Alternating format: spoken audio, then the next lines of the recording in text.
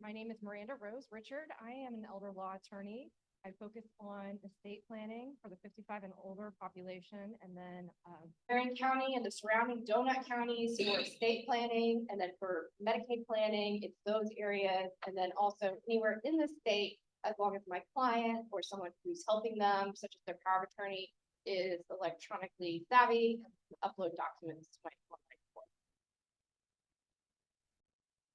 My name is Kate Horrigan, and I'm with Indiana Funeral Care. I'm a family advisor with the funeral home, and I help people who are looking to pre-plan their funeral in advance.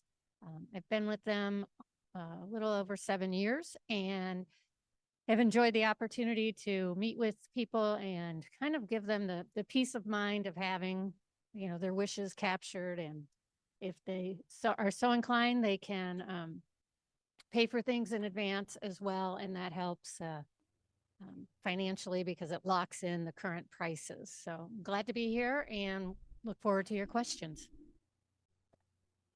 My name's John Kane. I am a CPA and a partner in the CPA firm of Whitinger and Company. Our firm is based out of Muncie. We've been in existence for almost 100 years, and we have a Fisher's office, and I run the Fisher's office. We've got about 50 employees in our firm.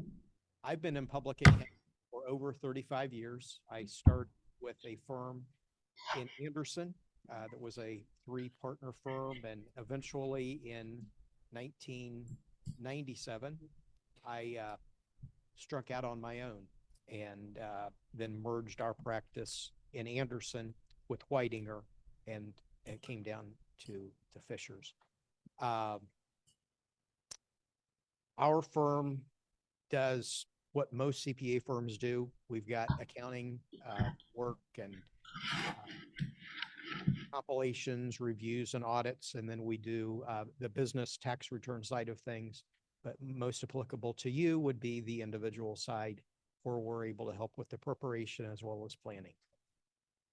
So the question 2, what can we do now to make life easier for our beneficiaries and their heirs? Planning is the number one thing to do. And with regards to funeral planning, although it's not something most people want to talk about, it is one thing that everyone is going to have to experience at some point. And it makes it a lot easier on the family if you know what the individual's wishes are, as well as there is actually a law in Indiana that if you have multiple children, they're all supposed to be in agreement too. So if there's a situation where someone feels strongly about cremation versus burial, you want to avoid those kind of things. And usually if mom or dad feel strongly that those are their wishes, that takes care of it. But there can be some complications, and it's a very difficult time regardless of the situation. So it's much better to have your wishes captured and everybody know what they are. I had the response to this in 3 words: plan, document, and share. Because you need to do some planning, and you need to, and this is getting to a response later, but you need to sit down with an attorney and a CPA to be able to help plan for you properly. You need to document what that plan is. Even if it is not a trust document, you need to document what is going to happen, where things are. Where, if you've got a life insurance policy, where is that? Where are your various assets held? If you've got securities, I'm with Morgan Stanley or I'm with Schwab, and these are the account numbers, so that somebody knows who, what, and where. And then you need to share that information, because if you don't share that information, somebody's going to be scratching their head as to, I know mom or dad had this, but I don't know where it is. Mm-hmm. So if you document and share it, it will make life easier for your beneficiaries. I love that. Plan, document, and share. I mean, we could just wrap it up right now, right? Yeah. We go. Okay. And I will, getting to the funeral planning side of things, about 10 years ago, my mom passed away and my parents were divorced, but, I had walked when her husband passed away. I had walked through the process with her. And so I had an idea and she documented for me what she wanted, but she had not pre-planned the funeral per se, but she had pre-planned it, that she had notes written down as to what she wanted and similar to what her husband wanted. And so that made life much easier for me and made it much easier for the funeral director, because I just went in and they pulled out what they had done. And then when my dad passed away, I said, I want to do the same thing. So Yeah. again, it wasn't a formal funeral plan, but it was extremely helpful and made life good for us. So usually it's a situation where someone has been through it before and then they realize, hey, I need to get my stuff together too, because I Oh, don't yeah. want my kids to have to do this, or I don't, whatever the situation may be. But if you've ever had to plan a funeral for a parent or a sibling or something like that, it kind of makes somebody feel like they need to get their acts together. Yeah. Oh, yeah. Yeah. Good. Any questions in the audience, online or otherwise? If you're online and you are watching on Facebook, I saw a few people, you can type your questions into the comments and we'll ask them here live. The question was, how do we document? Can it just be written on a piece of paper? Does it have to be in a trust? Like, how do we document it? Sounds like yours was just kind of written down. Right.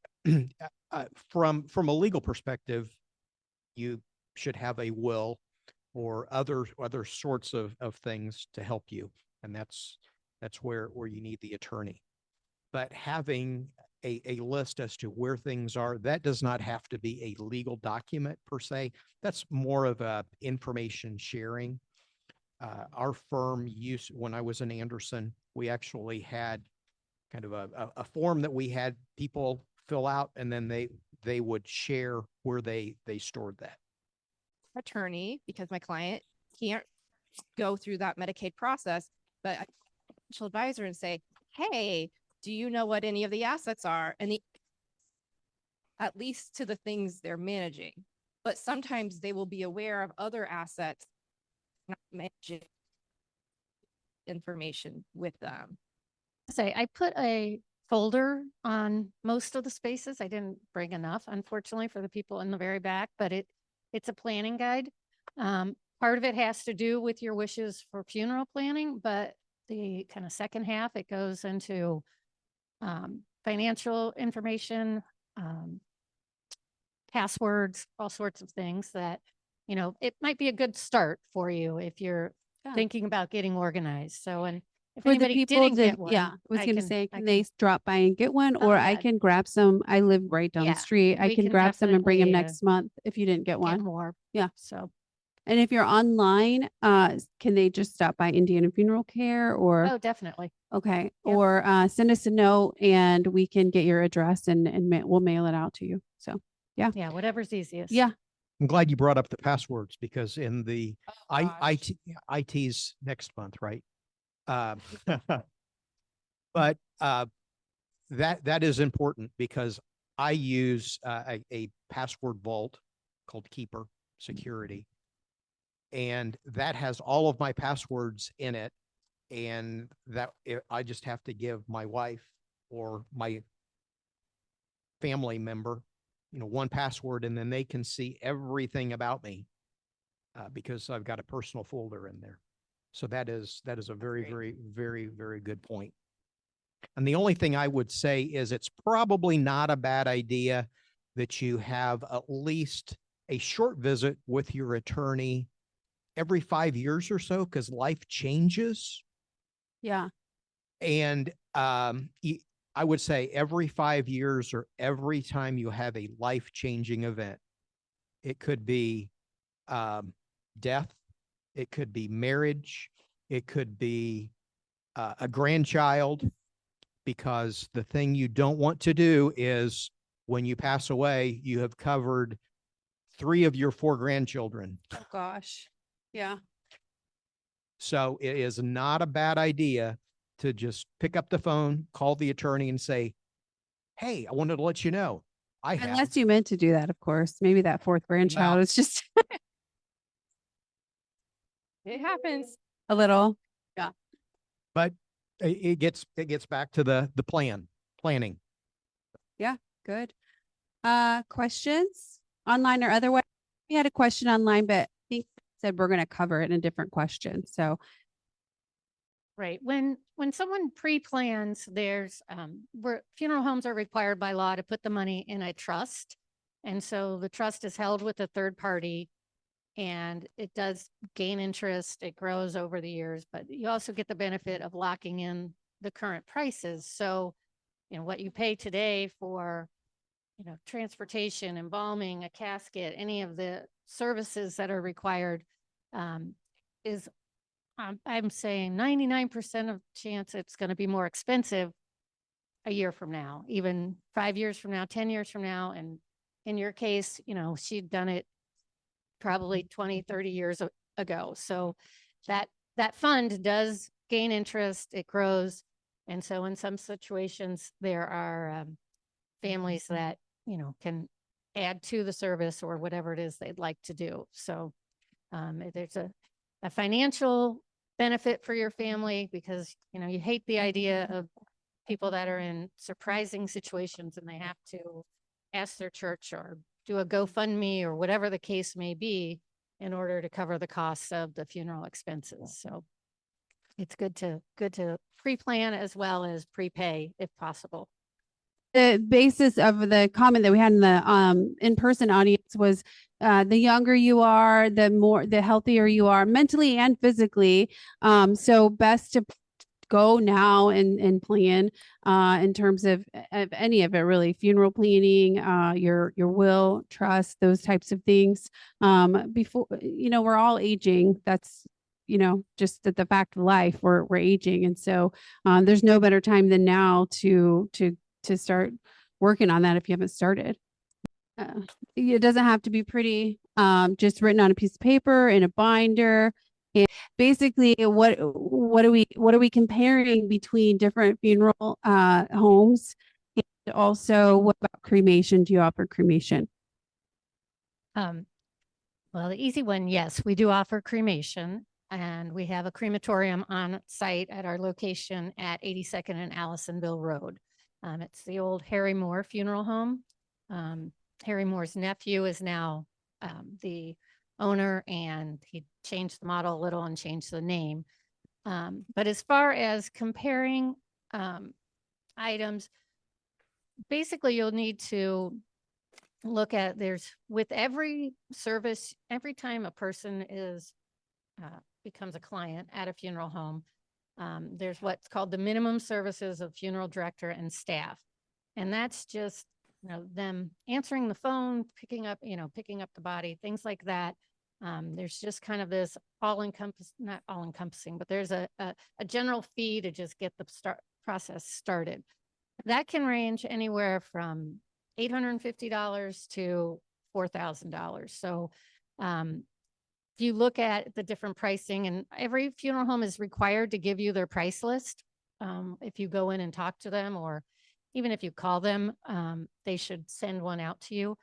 Our prices are, I'm happy to send you the actual price list, but if you've got an iPhone, you can scan the QR code on the back of that little one card, and it will give you all of our prices. They're also online. So you go to indianafuneralcare.com. We're very upfront with what our pricing is. Beyond that, there'll be charges for transportation from place of death, transportation to a church or to a cemetery. There's merchandise, which can be the casket, the urn. If you're getting cremated, there will also be a container that the body goes in prior to being cremated. If you're getting buried, almost every cemetery is going to require you to have a vault. and pricing on that varies greatly from funeral home to funeral home. And you can, so there is a lot of price comparing that you can do. And I will say that our prices tend to be, maybe 30% to 50% lower than some of the other funeral homes in town. So it's definitely worth looking into. And if you are considering cemetery pricing, we will work with any cemetery. But know that at a cemetery, you're going to have the price for the plot. You'll have a price to open and close the grave. The burial vault, if you're using a casket, and usually they'll require one even for an urn to be buried in ground. And then you'll have the marker. So there's the funeral home side of the expenses as well as the cemetery side. And so, definitely worthwhile to do some price comparison in advance, and not to force the issue, but paying for things in advance and locking in those prices. In the 7 years I've been doing this, I've seen, prices go up 50% in some areas. Wow. So We have a question online. Can you buy your casket someplace else and still come to Indiana Funeral Care, or any, like, generally? and the answer to that is yes, you can do that. I caution people that if you do that, you run the risk of, if something happens to it and it's damaged, you might not have the time to get another one, or, if something goes wrong for, a Costco casket, you end up just using it. You're sort of stuck. So getting the casket from a funeral home, and our casket prices aren't as outrageous as some others. I mean, you can certainly buy a $20,000 casket, but we have caskets that start at $730. So, again, looking into it in advance definitely will probably save you some money in the long run. We covered the question, can you buy your own casket and bring it, but you're restricted to wherever you bought it then. So if they come to you to plan the funeral, and there's a problem with the casket, you can't really help them, basically. Well, we can help them, but it's, the solution might be to buy another casket, where you don't have the luxury of returning it. You don't have the luxury of time to return it and then get another one, shipped, or whatever the case may be. So true. So. Sorry. I'm not sick. Are you guys sick? Okay. Okay. So yes, ma'am, Nancy. Oh, that's a great question. The question for the online audience is, the funeral plan transferable from one state to another, or from one funeral home to another? The trust is fully transferable. So in Indiana, if you plan a funeral home with our funeral home and something happens that we go out of business, or we're not able to serve you when the time comes, another funeral home will pick up this pre-planned contract, and they're required to honor the pricing. If you go out of state, the requirement to honor the pricing goes away. And so you still have, if you put $5,000 into a trust, you'll still have the $5,000. You just don't have that guarantee that the funeral home in California has to honor that pricing. So, but you never lose your money. Sure. Okay. We're kind of on this. How can a funeral be prepaid, and are my funeral funds safe and secure? Is there any more that you wanted to say about that? The only thing I want to say about that is, when you pre-plan, you have the option of making payments over a period of time. Typically, if it's the time of death, usually a funeral home will require the money by the time the services are completed. So if you're looking at a large chunk of money, you do have a luxury of spreading it out over, 3 years, 5 years, 10 years even. And so that sometimes makes it a more affordable option for people, but it's totally protected. So you don't have to worry about, your money being used by the funeral home. It's held with a third party.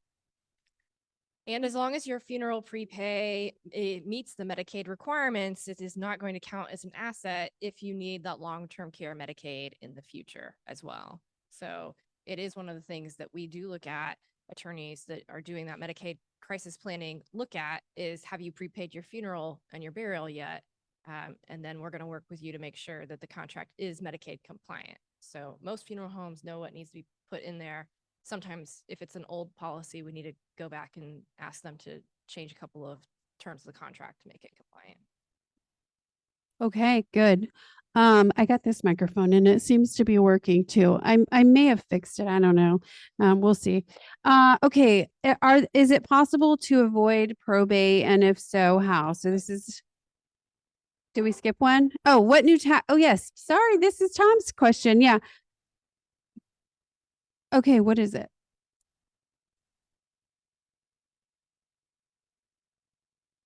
Okay, so if a funeral hasn't been prepaid, how is financing handled through the family? So we haven't prepaid, our mother passed away and we can't afford to pay for her funeral. What do we do, Kate? I hate when this happens too. And again, planning in advance is so much easier on them, but typically there are fundraisers. There I've seen that a lot actually lately. and sometimes it's, when it's a sudden death and, very unexpected, there are families that are in a difficult situation. There are like options. Some banks actually have loan options that people, they'll give a short-term loan to a family that is not exorbitant interest. But generally it's a very difficult and taxing situation for the family if there are no funds available for the services. And I don't know about you, but if somebody in my family passed away unexpectedly, the last thing I would want to be doing is setting up a GoFundMe to pay for their funeral expenses. Well, you're not thinking rationally if you're a close family member of the deceased. And so I see family members who will purchase very luxurious packages that they know they can't afford. So that's something that I've seen come up before. So they're, and so can you imagine? they're So then now they're paying scrambling. for a funeral for the next 10, 20 years. So then they're scrambling to ask other family members to pitch in Mhm. to help with the order that they've made. So if you can get this pre-planned ahead of time and pay it, you can avoid them getting something that's much more extravagant than you would ever want them to purchase, and also avoid that last minute rush to find the funds. Okay, Phil's got a question in the audience. I'm going to repeat it for you guys online. You use life insurance. You can use life insurance. Yes, it's just I think the situation here is they don't have life insurance. But life insurance, yes, is used often to pay for funeral expenses. So you run into a problem with life insurance if you're getting into the situation that Miranda has alluded to, as far as you're trying to qualify for Medicaid coverage for long-term care. That life insurance policy is counted as an asset. And so either the state's going to require you to cash it in and use that towards your nursing home expenses, and these guys can explain it better. Okay, that's interesting. Right. I always learn something new on this panel. So Go ahead. people from the Great Depression era hoarded very small value life insurance. Can you hear me now? Okay. People from the Great Depression era hoarded very small value life insurance policies. So they may have 10 or 20 $2,000 policies each. You can have those policies irrevocably assigned to the funeral home to prepay your funeral as long as it meets the Medicaid requirements. That is not going to count as an asset. So the life insurance policy won't count. The funeral prepay won't count. They can be cashed in, but a lot of times you're losing a significant death benefit. One of the things I look at is the cash value compared to the death benefit. So when we're doing the Medicaid planning, if you have a $20,000 life insurance policy with a cash value of $500, we may transfer the ownership of that to someone else. You will have a penalty, a private pay penalty period through the Medicaid application where you'll have to private pay for care for a certain amount of time because after you've been approved for the long-term care Medicaid, because you've given an asset away. But sometimes that gets you a better option than just cashing it in. And really, that's going to be very case specific. And that's one of the reasons you hire an attorney to help you through that Medicaid process, is because we know we've seen these things come up over and over again. And we know what are the ways that you can try to preserve as much of those assets as you can using the Medicaid rules. The other thing with insurance is make sure you know whether you have a whole life or a term life policy, because term life policies typically end right when you get to the point where, wow, I'm getting older and I need the insurance to cover these things. And usually if it's a, term that ends when you're 75, being able to afford insurance that starts at age 75 is it becomes very expensive too. So it's complicated. You need to, make sure you talk to somebody who's an expert so that you are aware of what you have and what's going to be there when you need it. And I was thinking, as what they were talking a few questions back, this is what part of your team would look like. Your funeral planner, your attorney, and your accountant. Add in their financial planner. Who else might we need? A realtor. Oh, I didn't pay her to say that. Anybody else? I mean, but for getting and knowing and letting you know that he's my financial planner and she's my funeral person and vice versa, right? Yeah. Right.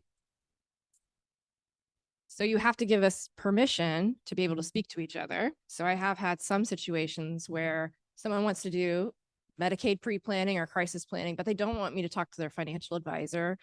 That makes it very difficult for me to put your plan in place because I need to know how your beneficiaries are set up. I need to know if there are any penalties to moving any of your assets around. So you have to let us talk to each other if you want us to have the benefit of me making sure that the thing I'm going to do on Medicaid side is not going to blow up the taxes on the other side, or at least that you're aware of it, that we're going to do it. Good. Yeah. And I was going to say too, Miranda or Jeff's office, they can't call you to initiate a client attorney relationship. So you have to reach out to them. Just FYI, right? Yes. That's Yes, it's meant to, the ambulance chasing type of scenario. So it's meant to ensure that we're not approaching you when you may be in a vulnerable situation. So even if someone else tells me, hey, you need to call my friend Sue because she has questions, I can't call her. She has to reach out to me. I had a thought. I lost it. If it was important, it'll come back. You had a question, ma'am?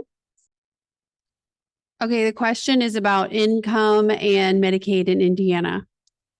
So it might be a bit off topic for this discussion today because we still have a lot of questions to go through. If you're on the long-term care Medicaid, so where you're getting that nursing home care, then there's a special income limit that you can use as a workaround if your income is too high. Unfortunately, if you're not quite at that point where you need that level of care, then that does present a potential problem, right? There's a gap between there is. And so that's one of the reasons we plan so that we can try to make sure that we are covering through that gap.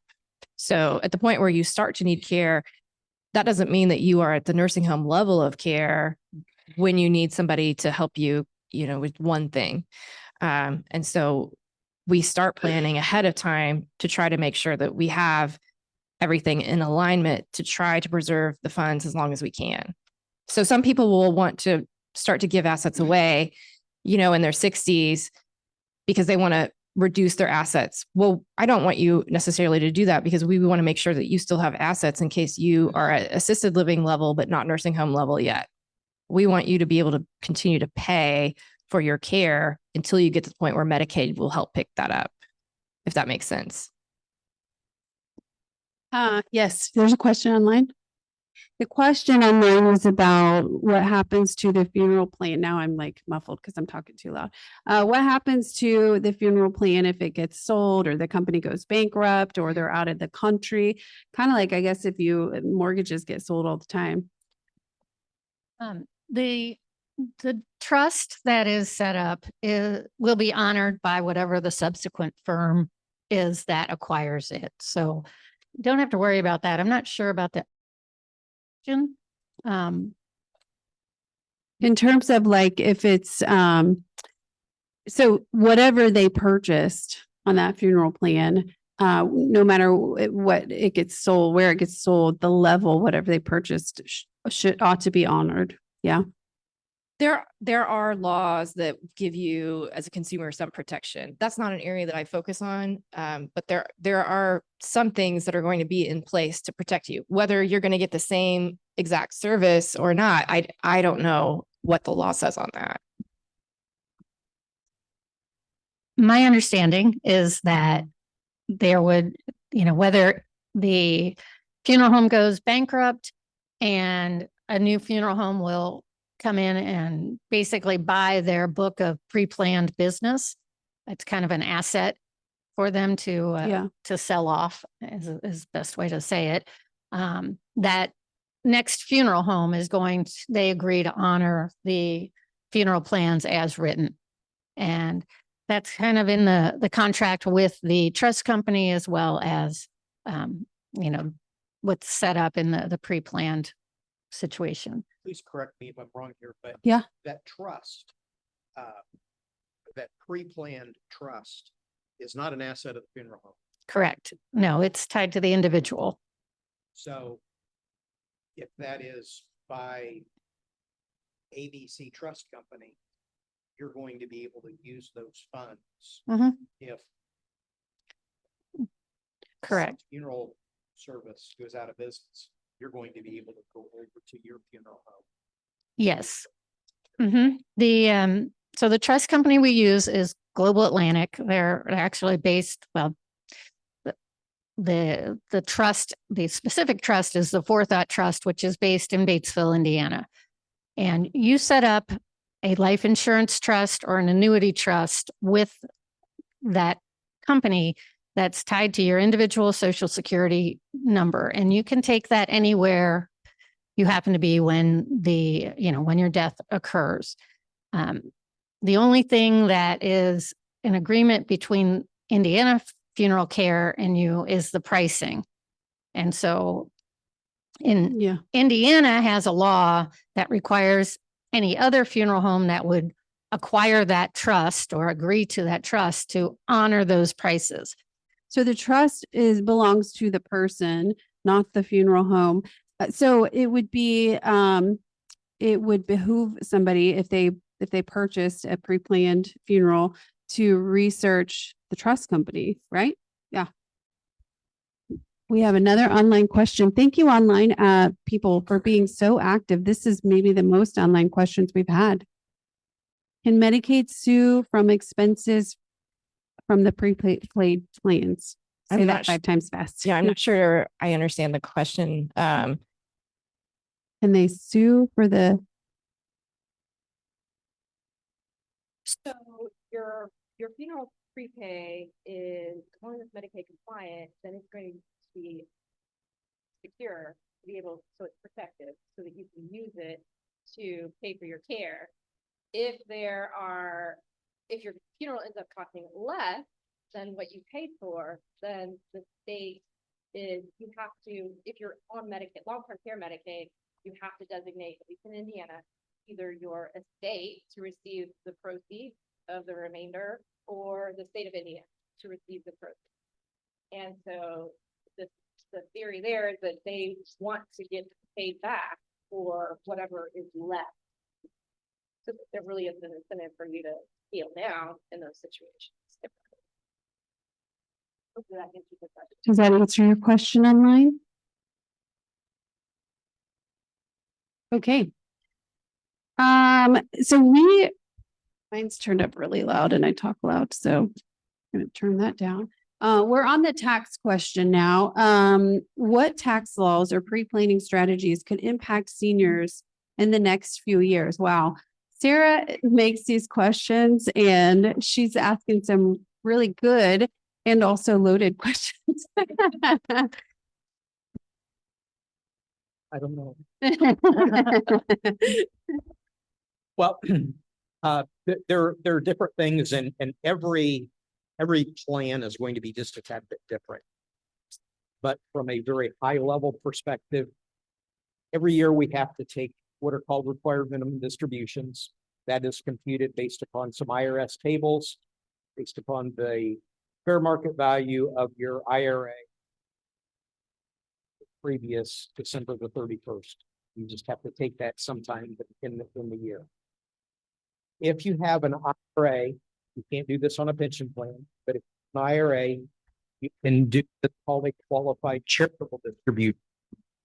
So instead of keep the funds yourself, you can give it to a charity. And what that does is that helps you from a couple of different perspectives. You are satisfying the required minimum distribution rule, one. Number two is you are helping the charity of choice and you're reducing your income because your income on your that is used to calculate the taxability of Social Security would include your IRA distribution. If you have made that IRA distribution non-taxable with a qualified charitable distribution, you have potentially reduced the taxability of your Social Security.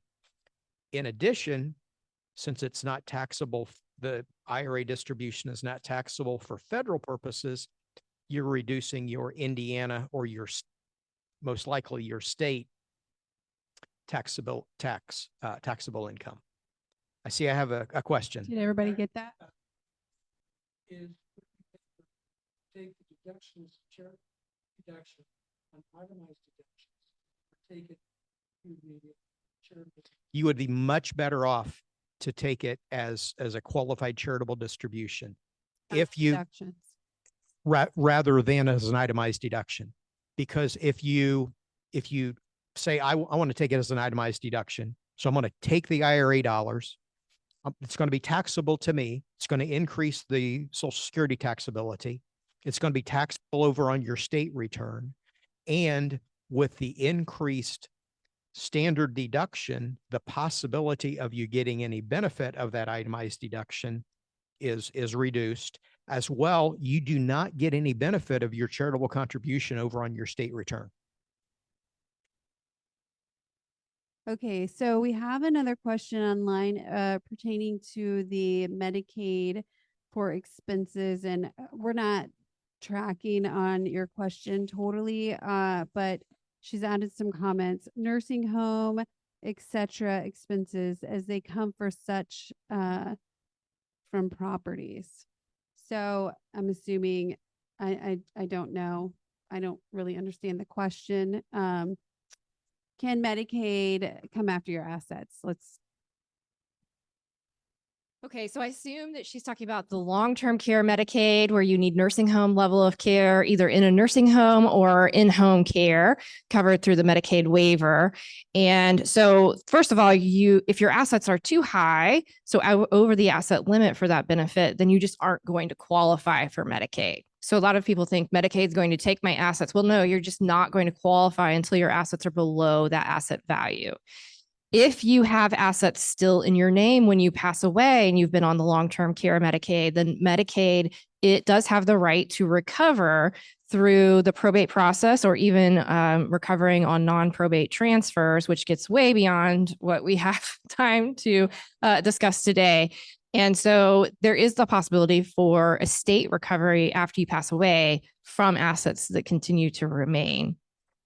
So hopefully that answers her question without me doing, I mean, I've done Medicaid seminars that are like 2 days for attorneys. So I don't, yeah, it's a lot. How does somebody meet with you for a one-on-one to ask some more detailed questions? Sure. So I actually go to my clients' homes to meet with them. I don't have an office. I had an office for 1 year and I didn't use it that much because a lot of my clients can't come to me because they have physical limitations. And so that I have a 1 hour consult that doesn't have a fee. Generally, it's an information gathering session for me to figure out what types of planning are appropriate for your case. And then I would quote you a fee at that time for different strategies that you may want to consider. And then you would decide if you wanted to hire me for that. One time, Jeff Stinson was on the panel and I said, all these panelists have free consultations. And he was like, this was years ago. I was so I'll never make that mistake again. And so Jeff Stinson's office is also a sponsor. Samantha's here with them. She's got some information over there as well. And what about you guys? What about how, if they had more detailed questions pertaining to their situation, how would they go about scheduling a meeting with you, and is there a cost? There's no cost to schedule a meeting with me. We can do it over the phone, in person. I travel to people's houses too, but there's no cost. The only expense you ever pay is when you actually plan and pay for your funeral in advance, and that's just the cost of the funeral is what you pay. You don't pay a fee to me. Well, I have kind of I don't know that it's the philosophy of our firm, but it's my overall philosophy. And that is that the relationship between you and me from a professional perspective is like that of an attorney or a doctor. It's got to be a trusting relationship. And I want you to be comfortable with me. I could be the best CPA in the world and you could be the nicest person in the world, but we leave and you say, I just don't feel comfortable. I don't want you to feel an obligation in that situation. Just like, it could be the best attorney in the world. Normally I will recommend 2 or 3 attorneys when somebody asks for a reference, because it can be somebody that I would feel is great for you. However, there just may be something in the personalities that don't work, and that is okay.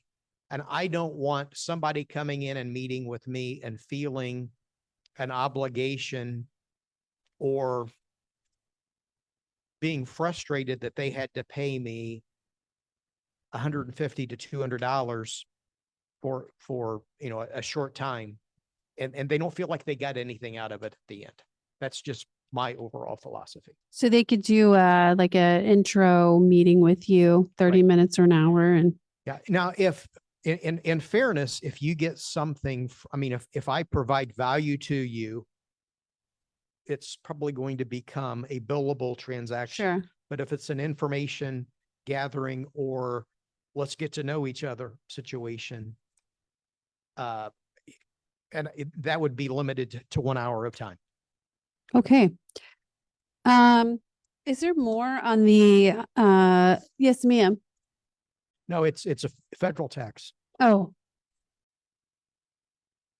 I don't know what Congress is going to do tomorrow. the question for the online audience was, what about the tax cap right now? And if when it's set to expire in 2027, 2026, what are we going to do? Yeah. Well, in my opinion, you plan based upon what things are today, and then have the flexibility and the support team to say, okay, I'm modifying my plan. Because, it's just like if somebody has a piece of property to sell, you base your decision on what the capital gain rates are today, not what you think they may be down the road. Now, you may say, I know what the rates are today. I'm going to bank on what I know rather than what I don't know. So this is good reason why it's good to have a team where you have your CPA, your financial advisor, and your estate planner all work together. And you say, I want to try to plan ahead. You know, is there a plan that will work now, but also will potentially work if they change the law? Having that full team, because you're talking about both financial advice and tax advice, and maybe even estate planning advice. So having your specific case looked at by, you know, a team would probably be helpful. In the current situation, that would be correct. Because even after you die, you've got to take those IRA dollars, and those are going to be taxed to the beneficiary at whatever their individual rates are. And would it be safe to say, I think we have all 4 microphones working now. That's crazy. It only Great took job. half of the session here. Would it be safe to Oh, yeah. say that everybody, iPad 7 is unmuted again.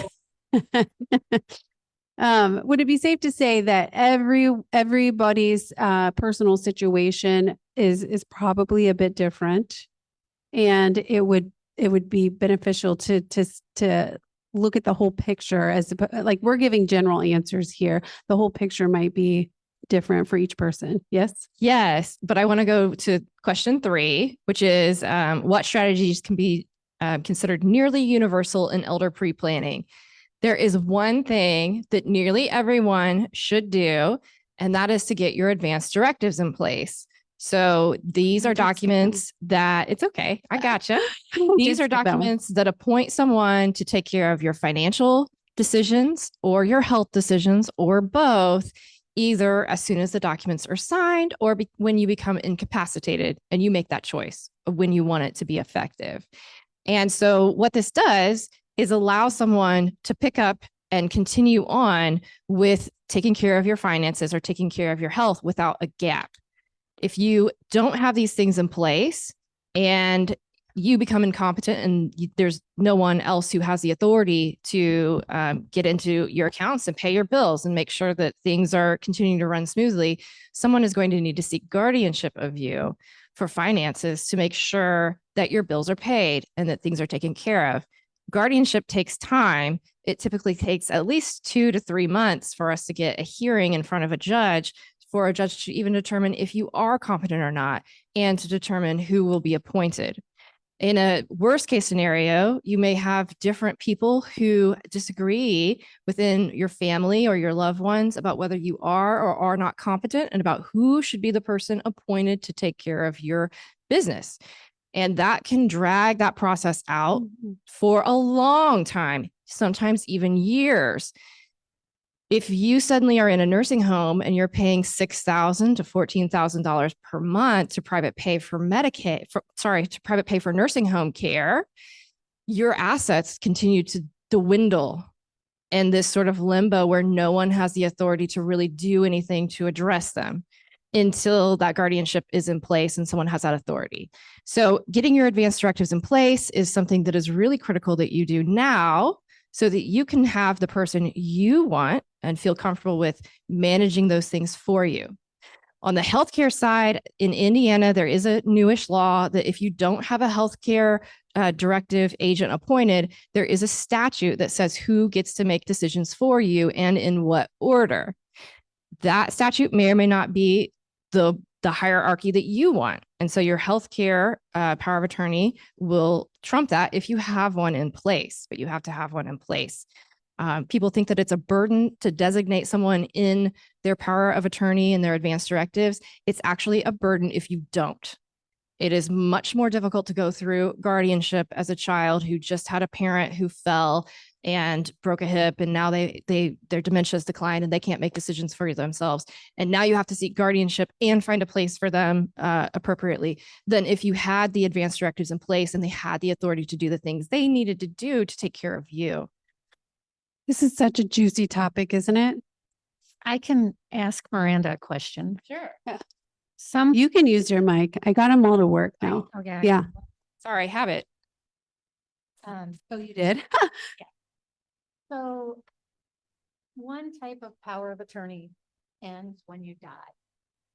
Can you clarify that for people? Because I know we run into it a lot that if you, as far as making decisions after someone is deceased. So you're right. So your power of attorney does terminate when you pass away. Your financial power of attorney definitely does. Your healthcare power of attorney, if it's worded correctly, can continue to have the ability to obtain medical records after you've passed away for a certain period of time. This would allow someone, your personal representative typically, to gather the evidence needed to determine if there was malpractice in your death. Okay, but your financial power of attorney is going to end when you pass away. So their authority to make those decisions ends then. And then it would be either your trustee for trust owned assets or your personal representative for things that are still in your name that don't have a beneficiary and don't have a joint owner that would be making decisions for you. Yeah, we hear that. Thank you for asking that question. I typically ask that anytime there's an attorney up here because we hear all the time, oh, I have a power of attorney. And when we're listing somebody's house and maybe one spouse is in memory care or assisted living or whatever, and the other one's handling things, it doesn't have to be that situation. When we hear that, it makes us a little nervous because we don't want to sell your house. And then before we get to closing, somebody passes and the power of attorney is no good because then we have a very convoluted situation. We can't sell the house. The Right. title companies won't close it. If the home was in the trust, it would Yeah. seamlessly continue on. Right. If it's otherwise, then you may or may not have to go through the probate process. Having a trust. Or trustee. So a trust, assets within a trust, generally you're going to bypass that formal probate court process. You have to put them in. So it's not enough to create a trust. You actually have to change ownership of the assets into the trust, which I have had lots of cases where people thought they had assets in the trust that actually weren't. But yes, if it's in a trust, then the trust designates what happens when you pass away, and the trustee can seamlessly continue on that journey. Typically, hopefully they're going to get the advice of an attorney who says, okay, yes, these are the things you can and can't do under the terms of the trust. You, as the trust maker, get to define those terms, those instructions for what happens. If you guys were here last month, Samantha had a cup and she said, this is my trust. And she put stuff in it. And that was a good visual. That made me think of that. She's tracking. Yeah. So The executor, yes, executor and personal representative that's the same, synonymous. Yes. same thing. Okay. Yes, go ahead. Along the same lines, we've had a lot of discussion about Medicaid. Yes. I've not heard a lot of discussion about long-term care insurance. Yes. So actually, do you want to talk? Do you want me to talk? I think we could both talk. I feel like there's some underlying something you want to say about it, John. Go ahead. I'm not an insurance agent Yeah. because I'm not licensed, nor do I know anything about it. But nor am I an attorney. I don't want to be one. I don't practice one on Saturday afternoon television. I'll jump in. Okay, Yeah. go for it. So long-term care insurance, it can be a good planning tool. It's good to have the agent who wants to set up your long-term care plan, discuss that with your financial advisor, maybe even with your CPA and your attorney. Long-term care insurance can be purchased as your sole means of paying for your care. A lot of times those are very expensive policies, but if you are in the million plus tax bracket or million plus asset level, sometimes that makes the most sense. For people who think for people with less than $1 million, and again, I'm not a long-term care insurance agent, so I can't speak to any specific policies, but there are short-term policies that are 2, 3, 4, 5 years that can work very well with that Medicaid pre-planning as well, where we're getting assets typically into a very special type of trust. So it's an irrevocable trust, but not all irrevocable trusts have the benefit of having this being Medicaid compliant, but we're getting things into a trust and waiting at least 5 years from the date they're transferred before we apply for Medicaid. And so a long-term care insurance can help you get through those 5 years. So it can be a very good complement to that planning. Does a POA or executor have to be in your That's a sweeps? great question. Yeah. So your power of attorney agent does not. I have lots of clients with power of attorney agents in other states. For your executor of your estate, States vary on this. I can only speak to Indiana because I'm only licensed in Indiana. Generally, you're going to see that a court feels most comfortable with your executor being located in Indiana. If they're not located in Indiana, then they have to agree to jurisdiction in Indiana. And some judges will want to have a co-executor or co-personal representative that it lives in Indiana being appointed as well. It's going to be very judge specific. In 2024, we are going to have a wealth preservation event, a topic. That's our topic in July. And we'll have Medicare and some other discussions during that month as well, too. Great. Yeah. Great. Yeah, I don't want to hog the whole Oh, no, conversation no. with Medicaid today. And long-term care insurance, those types of things. Okay, I'm checking the room for questions, comments. My aunt was told that there were benefits to skipping, leaving the children the inheritance, and instead leave the inheritance to the grandchildren. And she's out of state, but I was just wondering if there's any benefits or if you have any thoughts on that leave things to your grandkids instead of your immediate children. So I'm going to let the CPA talk about that. One trend that I do see is that a lot of people, well, some people from the Great Depression era are skipping their boomer kids and they are going to their Gen X or millennial kids because they're thinking, whether this is true or not, that those boomer kids may or may not actually transfer wealth over to the next generation. So some people are picking up on that. Whether that is true or not, I don't know. From a tax perspective, there are some penalties for generation skipping. Right. So That there's like on trust returns, there's a return or a box that we have to check if it's a generation skipping type transaction. So it's probably a situation that you're best off to have a conversation about your specific issue rather than us try to respond in Unpack that, general hear ya. terms. We have a request to get to question number 6, which is, we talked a little bit about it. This is such a great topic. I know I make fun of the panelists for, but it's chock full of information. Is it possible to avoid probate? And if so, how? Yes, you can avoid probate. So if all of your assets have beneficiaries designated and those beneficiaries continue to be alive and we don't have issues with a policy, for instance, or IRA where you have a deceased beneficiary, now we may have to go into probate. It depends on how your policy is set up. But if all your assets have a beneficiary designated, then you're going to typically avoid that formal probate process.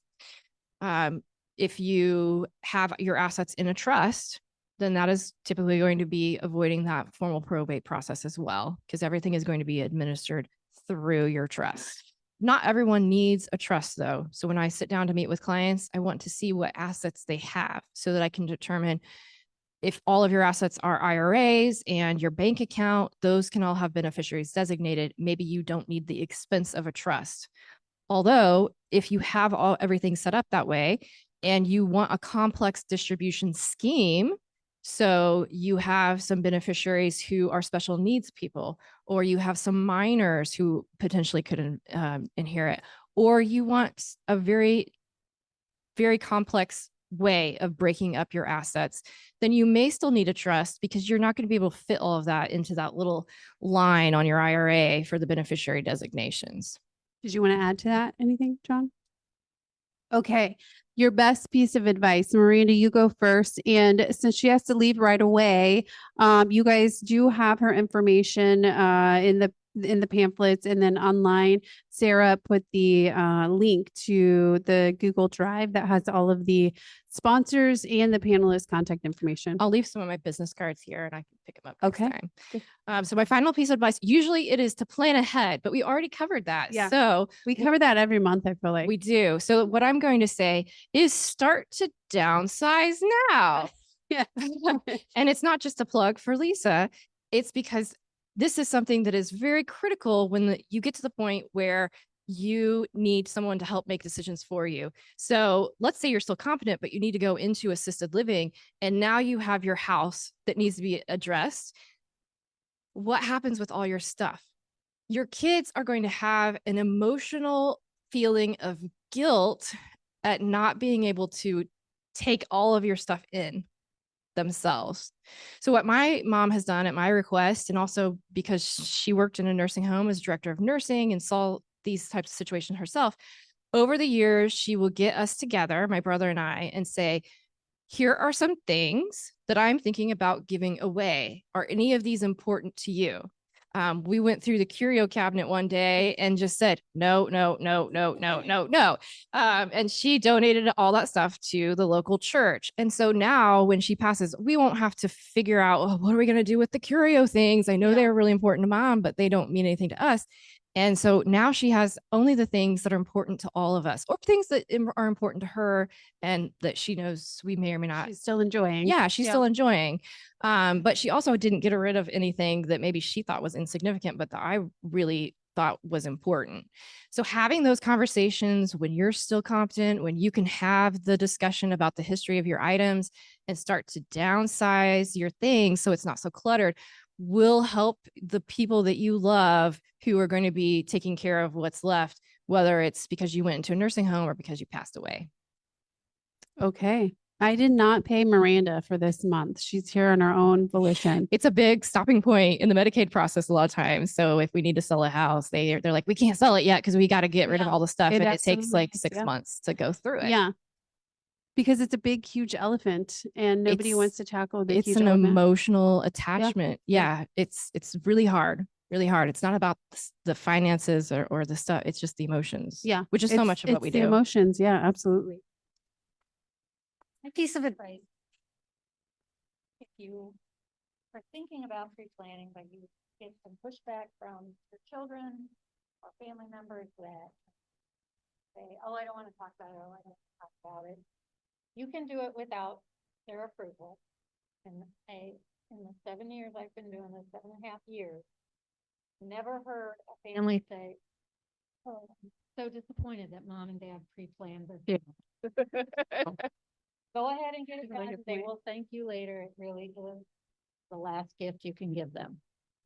That's a great point. Nobody said, darn it, I wish they wouldn't have made all these plans. So we just have to sit here, right? Right.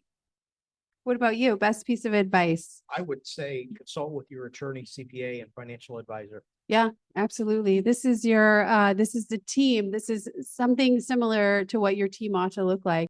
All right. Well, thank you, panelists. Thank you, sponsors.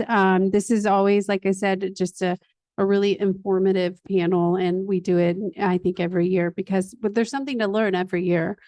Yeah. So thank you guys. Thank you. For those of you in the back, if you didn't get a planning guide, I have some cards, or just let me know and I'll be around for a few minutes. too. Yeah, if there's something that you did not get and you're online, you want it, reach out to us directly. If you're in the room, you didn't get the funeral planning guide, you can reach out to Kate directly or one of us, and we'll get it to you. Thank you, guys.